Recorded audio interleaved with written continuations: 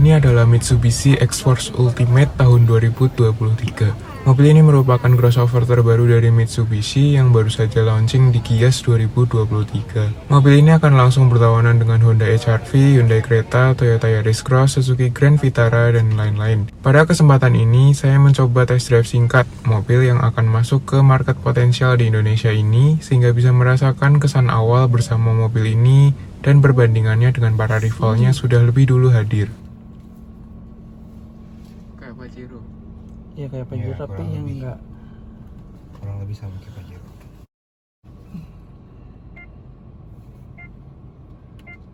Oke, sip. Saya Oke, jalan ini dulu. dulu rem tangannya. Oh enggak, ini ya. Oke, ya, enggak otomatis. Ya, kalau Pajero otomatis. Ya, Pajero otomatis nih.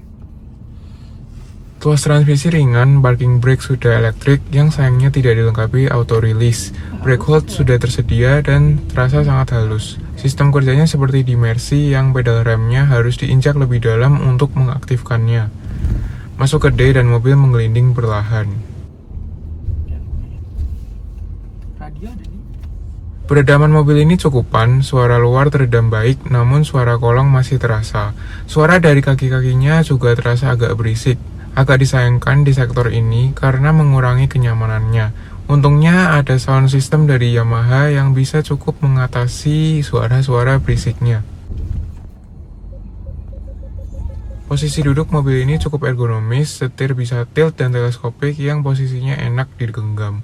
Tuas transmisinya juga posisinya pas, mobil ini terasa seperti expander joknya, yang sebenarnya cukup baik karena cukup empuk dan suportif. Joknya sendiri tinggi, bisa diatur namun tidak banyak berubah, cenderung untuk mengatur sudut kemiringannya saja. Visibilitasnya juga lega walaupun kaca depan tidak terlalu besar.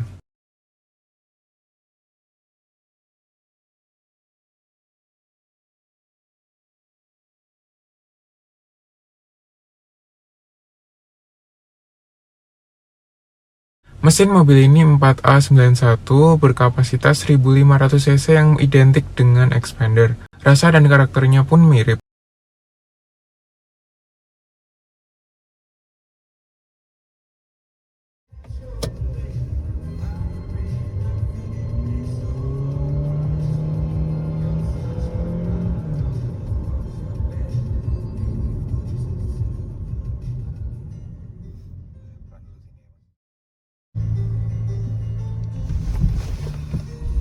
Tenaganya tidak terlalu besar di kelasnya. Saat dikendarai pun juga terasa biasa, cenderung kurang cekatan.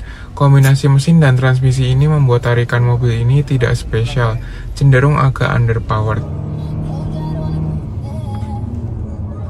Oke, tahan dulu Mas. Takut ada orang nyebrang sobat banyak.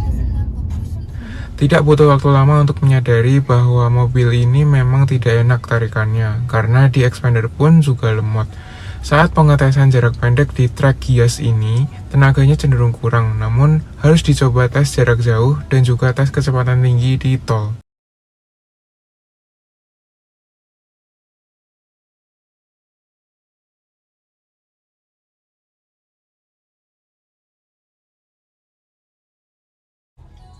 Transmisi mobil ini CVT yang juga sama seperti Expander. Ia terasa sangat halus dan efisien, RPM mesin dijaga terus rendah.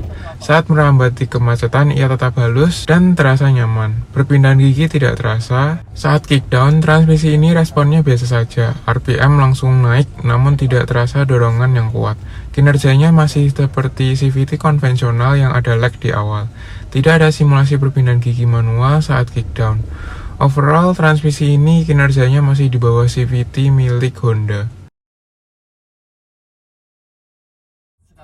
Tidak ada mode manual melalui tuas transmisi maupun pedal shift di mobil ini. Agak disayangkan padahal seharusnya mobil sekelas ini sudah memiliki fitur ini yang berguna untuk engine braking atau menaik turunkan gigi secara manual. Namun ada mode S yang sayangnya tombolnya agak tersembunyi. Ada di sisi samping tuas transmisinya, seperti tombol overdrive.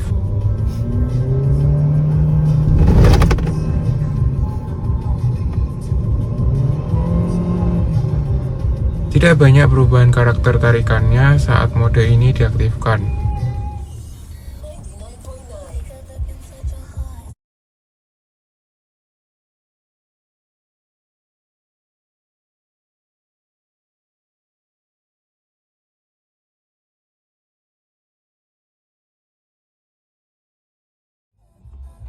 Mobil ini memiliki drive mode di tipe Ultimate ini yang tampilannya ditunjukkan di head unit. Namun, driving mode-nya tidak seperti mobil kelas ini yang biasanya mengubah karakter mesin. Di mobil ini mengubah karakter pengendaraan dan program traction control-nya, seperti mode off-road. Yang anehnya ada di mobil berpenggerak roda depan seperti mobil ini.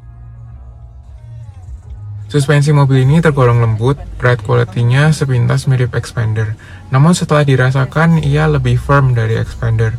Suspensinya masih tergolong cukup empuk di kelasnya, seperti dibuat lebih keras dari suspensi Expander yang terasa lembut.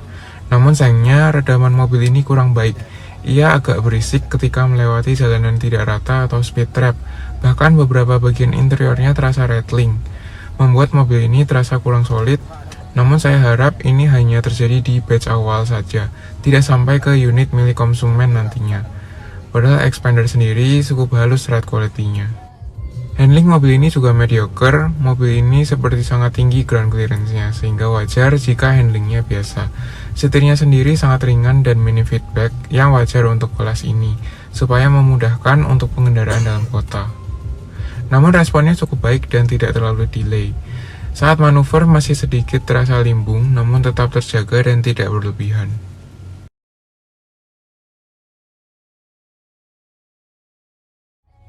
Overall, X-Force ini cukup menarik secara desain, namun selebihnya ia cenderung biasa saja. Tidak seperti Expander yang sangat unggul di banyak aspek di kelasnya. X-Force ini memiliki aspek-aspek tertentu yang membuatnya kurang enak. Desainnya fresh dan ramai, cocok untuk yang suka tampil nyentrik dan terlihat futuristis di kelasnya. Interiornya nyaman dan desainnya tidak membosankan. Performa sangat standar, masih di bawah rivalnya seperti Yaris Cross dan Honda HR-V, apalagi Hyundai Creta yang sangat bertenaga. Handling dan kelincahannya juga tidak sebaik rivalnya. Dari sisi fitur, ia juga sangat disayangkan mobil ini tidak memiliki ADAS di tipe ini, baru hadir di tahun depan. Tidak ada sunroof atau panoramik di semua tipenya, dan tidak ada pedal shift. Membuat mobil ini poin kelebihannya hanya ada di desain dan kenyamanannya saja. Apalagi harga jualnya juga tidak lebih murah dari para rivalnya. Matiin nggak, Mas? Bisa.